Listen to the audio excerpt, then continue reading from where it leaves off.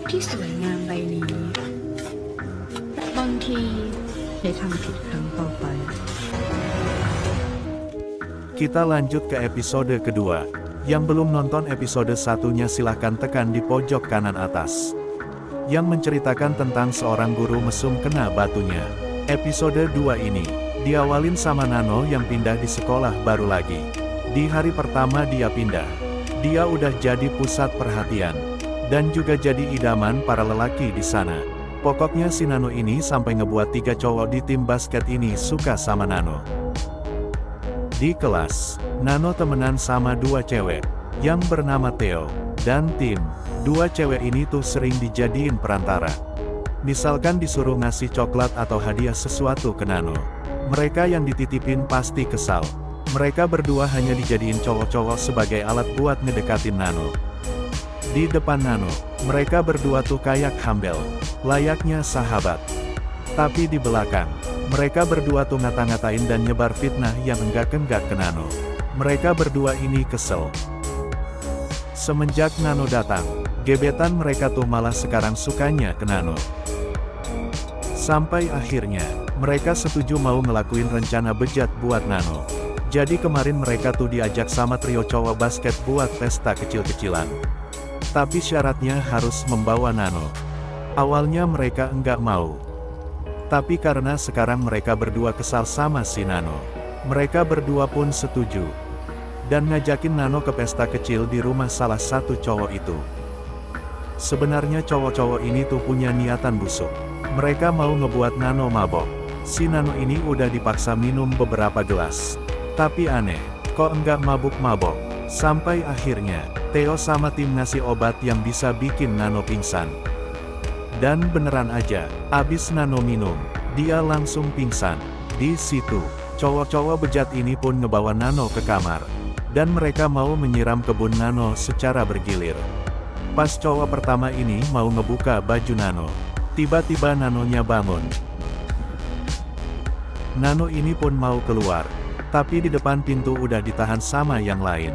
Bahkan 2 teman ceweknya itu malah jadi provokator. Biar si Nano itu cepetan diperkosa. Ngelihat kesempatan itu, si cowok yang di dalam ini langsung ngapa-ngapain Nano. Si Nano ya terima-terima aja. Bukannya marah atau takut, si Nano malah ketawa-ketawa. Jadi si cowok ini kesal. Cowok itu langsung nyekik Nano sampai mati. Mereka semua pada panik. Akhirnya si Tim punya ide, mau ngubur mayat Nano. Mereka semua ngebawa Nano ini ke tanah kosong. Disinilah mereka bakalan nguburin mayat Nano. Di tengah kegiatan ini, tiba-tiba si Nano bangun lagi. Mereka yang udah kepalang ini pun malah ngubur Nano hidup-hidup. Besoknya mereka berangkat sekolah kayak biasa. Mereka masih kepikiran tentang Nano yang mereka bunuh tadi malam. Dan yang enggak disangka-sangka, Nano datang sekolah dengan santainya. Dan bilang kayak gini ke temannya ini.